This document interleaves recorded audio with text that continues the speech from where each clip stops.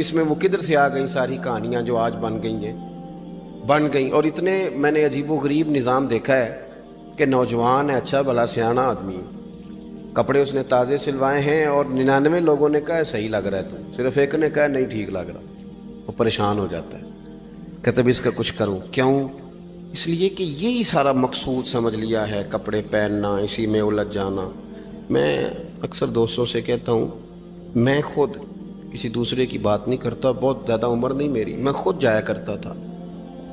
شادی کوئی آ گئی تو 2-3 دن پہلے ابا جی کہتے تھے پرانے جوتے کچھ گنڈوا لا، کچھ پالش کرا لا، توڑے میں ڈال کے جانا موچی کے پاس، اس نے کچھ سیٹ کر دینے. اب کہاں رہ گیا جی یہ کام؟ چھٹی نہیں ہو گئی. اب کون سا ایسا سلسلہ ہے؟ وہ جو کہیں سے کپڑا تھوڑا پھٹ جاتا تھا نا، تو اماں اس کو اس طرح پیوند کراتی تھی کہ ڈیزائن بھی بن جاتا تھا اور کام بھی چل جاتا. کدھر گیا وہ دور؟ لیکن تکلیف دیکھ لیں آج پہلے سے زیادہ ہے، لڑائی پہلے سے زیادہ ہے، آزمائش پہلے سے زیادہ ہے. کیوں؟ جتنی بھی خواہشات آپ بڑھاتے جائیں گے نا، مقصد فوت ہوتا جائے گا. جتنی بھی مقصود سفر کرنا ہے، گاڑی دکھانا تو مقصود نہیں نا، لیکن ہمیں وہ والی گاڑی چاہیے کہ لوگ ایک دفعہ انگلی منہ میں ڈالیں کہ وہ اس گاڑی پہ بیٹھا ہوا ہے. ہم مقصد سے پیچھے ہٹیں گے جب پھر تکلیف میں آئیں گے، پھر آزمائش. زندگی میں ہم نے جو چیزیں مینج کی ہیں وہ ساری دوسروں کے لیے، ہمارے لیے کوئی شے بھی نہیں. ولیمے پہ گئے تاکہ برادری راضی ہو جائے، تعزیت کے لیے گئے تاکہ محلہ راضی ہو جائے، فلانا کام کیا تاکہ لوگ جو ہیں وہ میرے حق میں ہو جائیں. ساری زندگی دوسروں کے لیے جی کے گزار دی، اور آپ نے 99 نیکیاں کی، ایک خامی آئی تو لوگ تو وہ تھے جو پھر بگڑ گئے. بہتر نہیں بندہ رب کو ہی راضی کرے. واللہ ورسولہ احق ان یرضوہ، اللہ اور اس کے رسول کا زیادہ حق ہے کہ انہیں راضی کیا جائے، ان کا زیادہ حق. اپنی زندگی میں معاملات کو ترتیب دیں، ایک مخصوص ذہن بنائیں. اتنا سویرے قرآن شریف پڑھنا ہے، اتنا درود پاک، اور یہ راز ہو ہمارا اور ہمارے رب کا، یہ راز ہو. اتنی دیر مصلی پہ بیٹھنا ہے. میرے ایک دوست ہیں ڈاکٹر صاحب، میں بیٹھا تھا تو وہ ایک شخص کو کہہ رہے تھے تیرے دل میں کچھ باتیں ہیں نکال دے تاکہ تیری ٹینشن ریلیز ہو جائے، تیری صحت ٹھیک ہو جائے گی. تو بندہ کہہ رہا تھا اچھا ٹھیک ہے ڈاکٹر صاحب. تو میں نے کہا کہ اگر آپ اجازت دیں تو ایک بات میں بھی کر لوں. نے کہا آپ بھی کر لیں. تو میں نے کہا ڈاکٹر صاحب کچھ دکھ بڑے ذاتی اور نجی ہوتے ہیں، بندہ کسی کے سامنے کہہ ہی نہیں سکتا، بڑے ذاتی قسم کے ہوتے ہیں.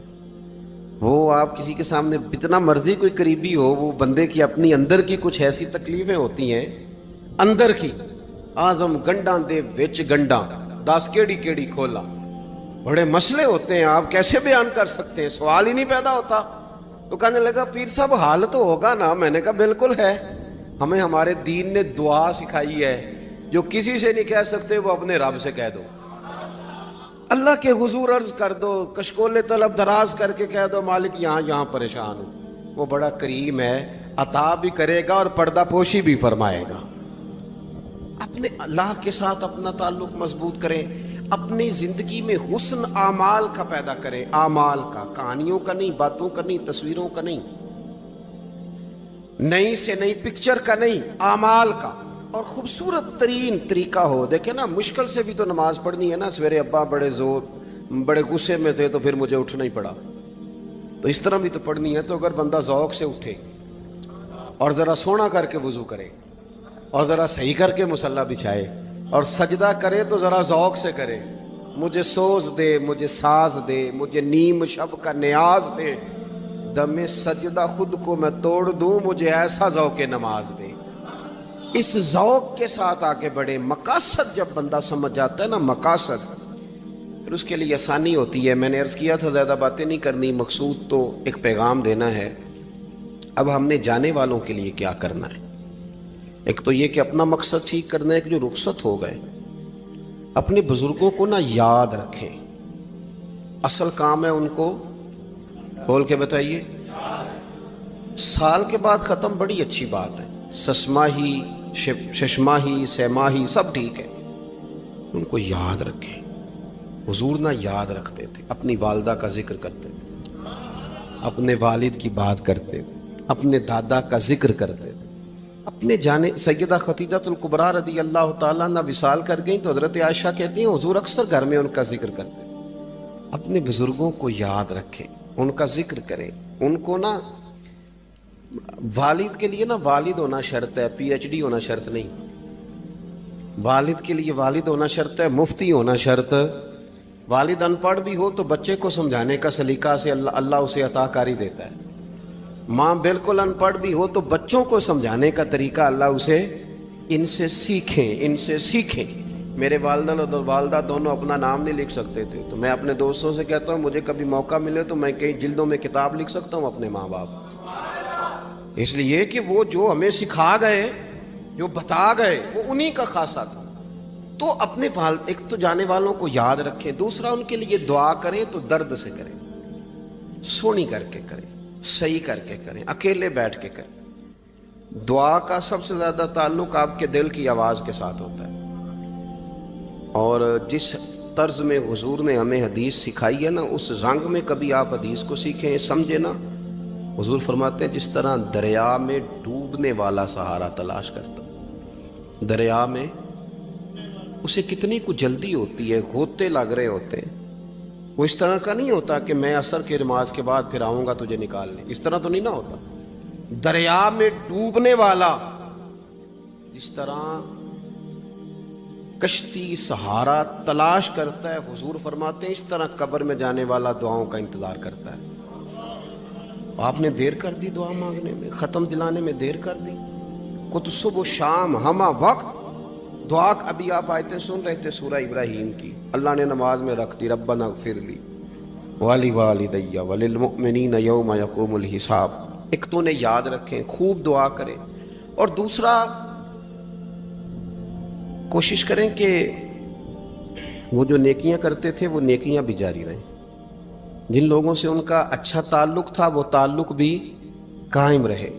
یہ بھی کوشش کریں کہ ان کے لیے صدقات و خیرات کریں، اور قیمتی صدقہ دیں. قیمتی، میں بات ختم کرنے لگا ہوں بس. قیمتی صدقہ دیں، قیمتی.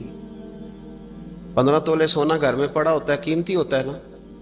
کبھی کسی نے چوک میں بتایا کہ آج 15 تولے سونا میرے گھر میں پڑا ہے؟ بولو نا، لگتا ہے تو سن 10 چھڑنا ہے. اگر گھر میں 50 لاکھ روپے کیش پڑا ہو تو چوک میں گلی میں آ کے آپ بات کریں کہ گھر میں پیسے پڑے ہیں. کیوں؟ کہ وہ قیمتی ہیں، کوئی لے نہ لے. تو یہ جو 5000 مسجد دیکھ کے سارے محلے کو بتاتے ہو یہ بھی صدقہ تھا، یہ بڑا قیمتی چیز تھی. یہ بتانے والا نہیں تھا، یہ تو نیکی تو قیمتی تھی. قیمتی چیز جو ہوتی ہے وہ تو چھپائی جاتی ہے کہ بتائی جاتی ہے. یہ جو بیٹیاں ہیں نا اسلام کی، مائیں بہنیں، یہ قیمتی ہیں. اس لیے اسلام انہیں کہتا ہے تم گلیوں اور چوکوں میں آنے والی نہیں، قیمتی چیزیں گھر کے اندر رہا کرتی. تم قیمتی چیزیں ہو، تمہارا وجود قیمتی ہے. تم کبھی ماں ہو، کبھی بیٹی ہو، کبھی بہن ہو، کبھی بیوی ہو، قیمتی ہو.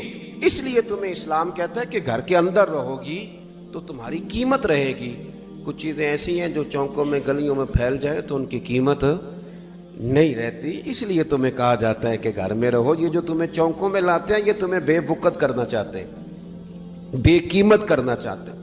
انسان تھوڑی دیر کے لیے، اگر تھوڑی دیر کے لیے غور کرے تو بڑے بڑے جانور انسان سے بڑے طاقتور ہیں، لیکن اللہ نے ان کی نکیل انسان کے ہاتھ میں تھما دی. اتنا بڑا جہاز ہے، ٹنوں وزن لے کے چل رہا ہے. انسان کے بس کی بات نہیں کہ وہ کئی لوگ لگ کے بھی اس کو اٹھا سکیں، لیکن اللہ نے اس کے قبضہ و اختیار میں کر دیا ہے. فرمایا هو الذی خلق لکم ما فی الارض جمیعا، زمین میں جو کچھ ہے سارا تیرے لیے بنایا ہے، آسمان میں جو ہے سارا تیرے لیے بنایا ہے. وما خلقت الجن والانس الا لیعبدون، فرمایا کل کائنات میں نے تیرے لیے بنائی ہے اور تجھے میں نے اپنی عبادت کے لیے پیدا فرمایا ہے. تو جنوں اور انسانوں کو اللہ نے اپنی عبادت کے لیے تخلیق فرمایا. مقصد زندگی، مقصد تخلیق، دنیا میں آنے کا مقصد اولین اور مقصد آخرین اللہ کی عبادت، اللہ کی معرفت، اللہ کی طرف توجہ، اللہ کی طرف رجوع. یہی ایک مقصد تھا انسان کے آنے کا. اسی کو قرآن نے بیان کیا تھا. اپنے اپنے مقاصد. درود شریف پڑھنے والوں سے بلند صلاۃ و سلام علیک یا سید یا رسول اللہ. اپنے اپنے مقاصد، اپنے اپنے معاملات کو ہم نے ترتیب دے لیا ہے.